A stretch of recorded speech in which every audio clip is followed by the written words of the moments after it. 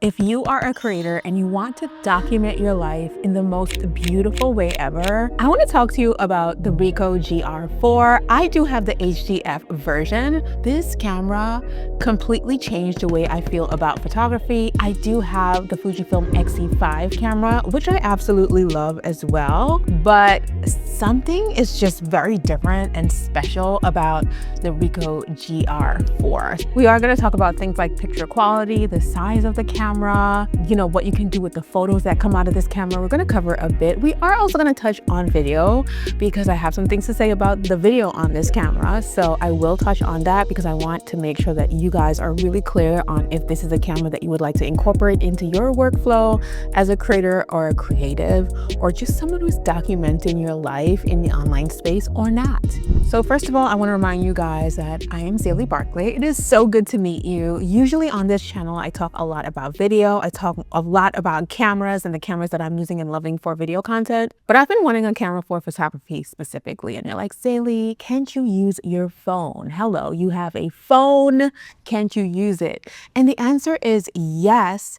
But lately, I've been on more of the journey of documenting, especially the direction I feel like socials is moving into. And so with the rise of things like carousels and the way that I love curating my feed, and when I think about my thumbnails, there's so many ways that I just want a camera that is easy to use and easy to carry around.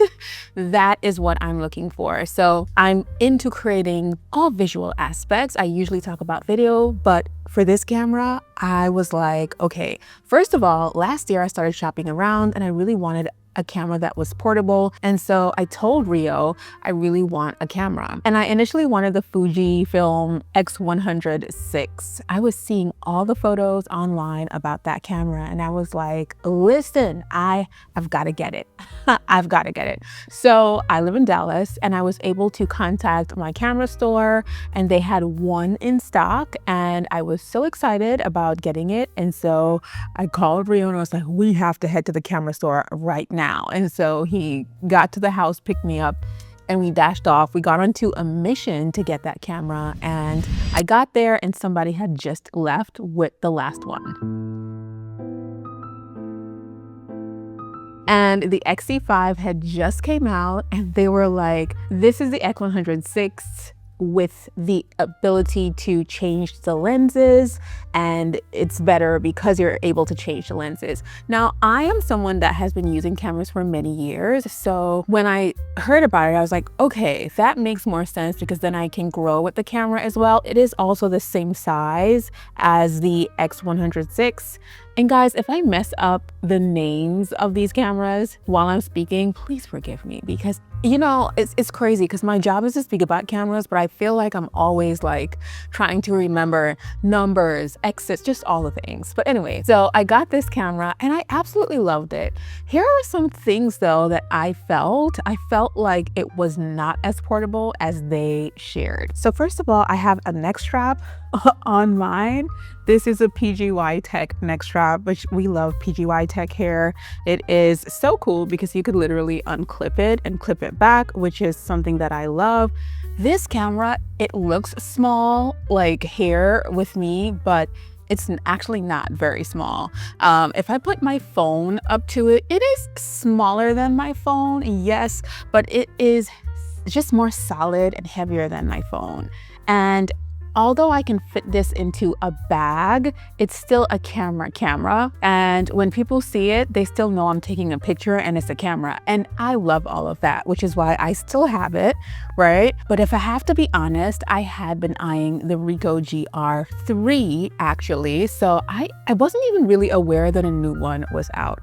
So I got my XE5, I'm loving it, I'm taking pictures, I'm taking it everywhere, but I have to carry bigger bags with that camera, right? Because these cameras are two completely different sizes if you look at them. And so I was like, okay, I love that camera, but I do want something smaller. And to be really honest, this camera is even smaller than what you're seeing right now.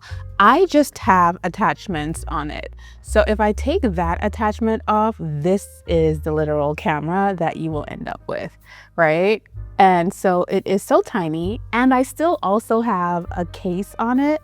So I have a small rig case on mine, and that makes it look a little bit bigger too, but this camera can fit in your pocket. This can truly fit in your pocket. People say the X100 can fit in your pocket, which is the same size as the XE5, but I'm a girl. I'm just a girl. I'm literally just a girl. So for me, having a camera like this is just so much better. It can fit in my bag. It can fit in whatever purse I'm carrying. It can fit in a pocket of a jacket or jeans that I do have on.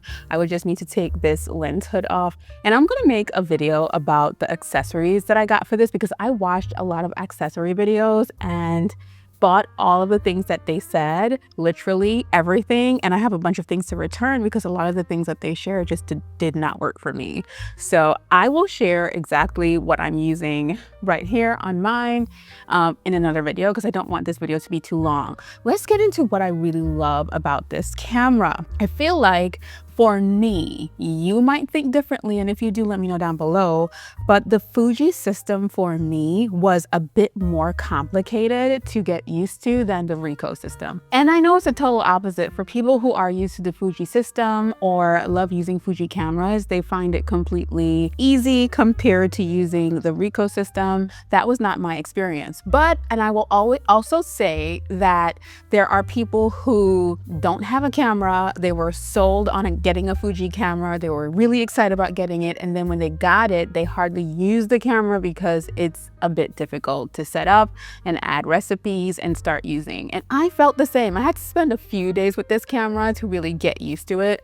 This camera is the first camera that I ever bought, and I have lots of cameras, guys. It's the first camera that I ever bought and took out of the box and took a photo with it, and I was blown away like almost instantly, even before I learned how to add recipes and how to change my settings and all that jazz. The photos coming out of this camera instantly looks like film. It is such a gorgeous experience. It is easy to use. There are not lots of buttons. And of course, the difference is this is a point and shoot camera. And you know, this is, it's a bit more technical than the Ricoh.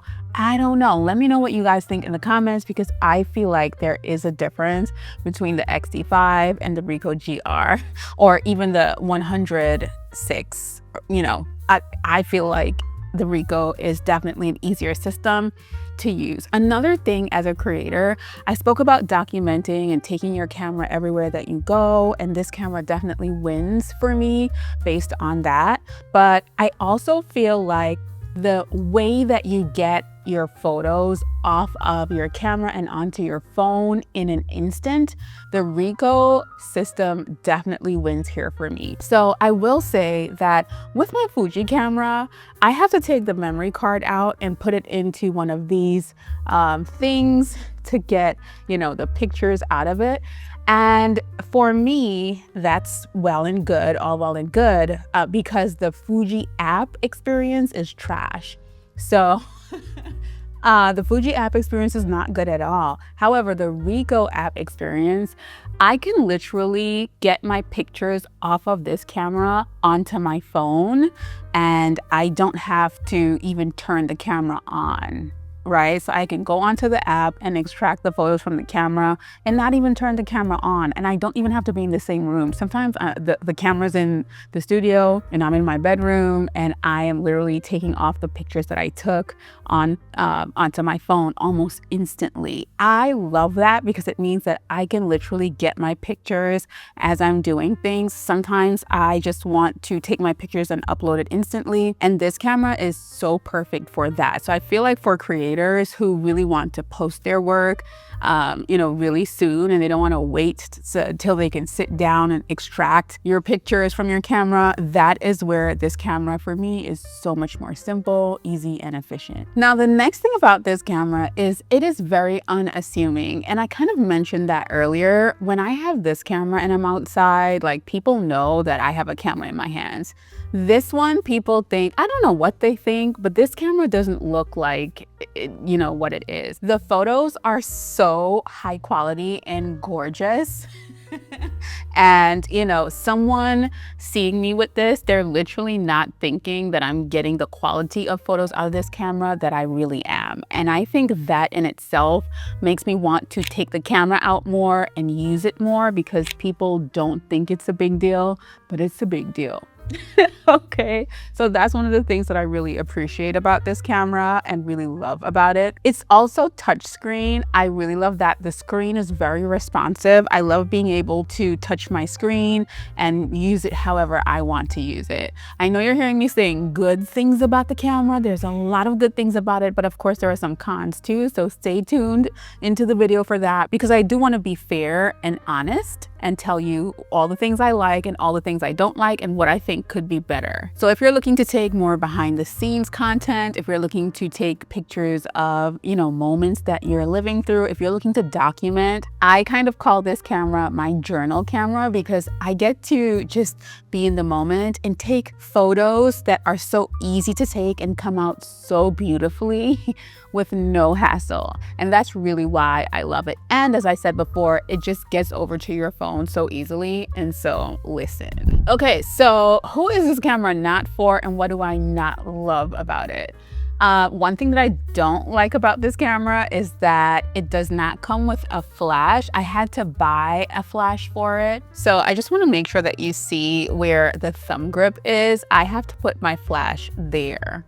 So I'm going to show you what the flash looks like. I'll be right back. Okay, so I took the thumb grip off, and so now this is the camera with the flash on it, which is pretty interesting, you know?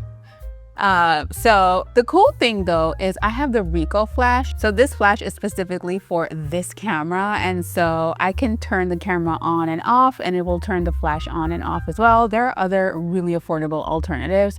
I just love how this one fit, because sometimes I might just want to carry the camera with the flash attached and I don't want to forget it or anything. So I got this one, and so I'm not mad at it, but I do wish the camera had a flash that was like built in. I'll also literally take a picture and show you what that picture looks like in the video.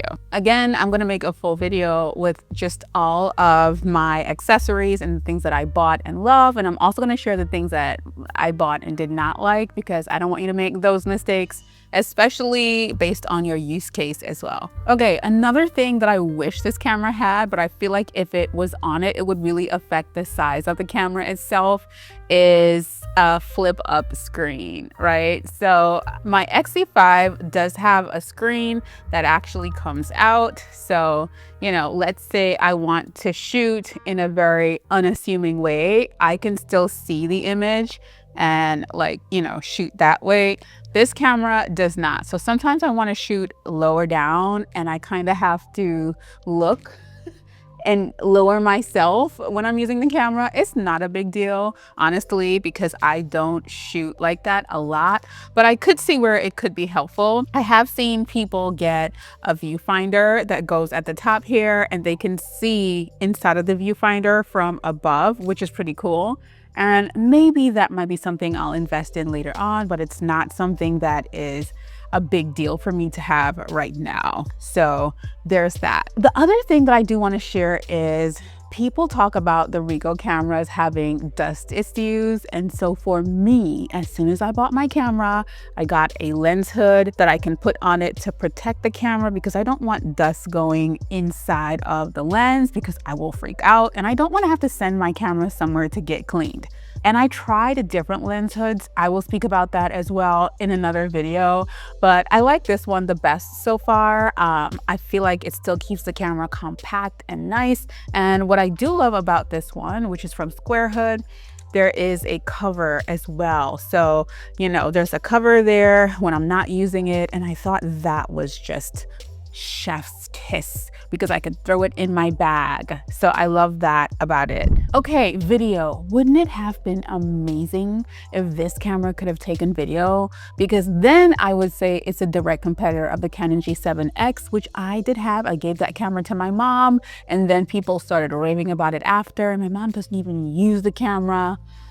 However, this camera does take better photos than the Canon G7X, but the Canon G7X does have the ability to take photos and video as well. So of course that is something. This camera does have video, but it's not that great. However, I feel like I want to test and try a bit because, you know, yeah, it's just that the video capabilities is 1080p.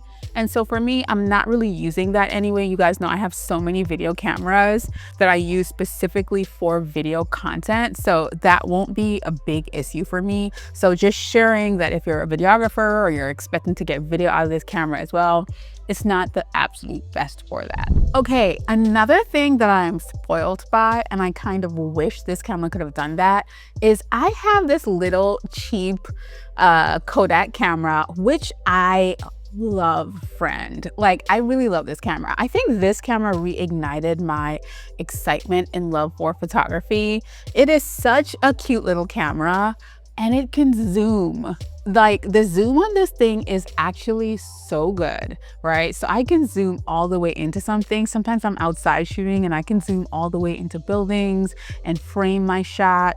Of course, with the Ricoh, it does not zoom. So there's no zoom function there, but I wish it could. And the Canon G7X could have zoomed, so that was something cool too. But I wish this could have done a bit of zooming, but it's not what it's there for. And so I'm like, okay, you know what? I'm not too mad at that, but that would have been like just perfect, right? I think one of those Sony cameras are able to zoom, but this little camera has me a little spoiled. It's one of my favorite cameras, and I still take it around even though I have another camera that's about the same size. Now, the last thing I want to share back over to what I love about this camera is the film simulations or the recipes or the effects that you can get.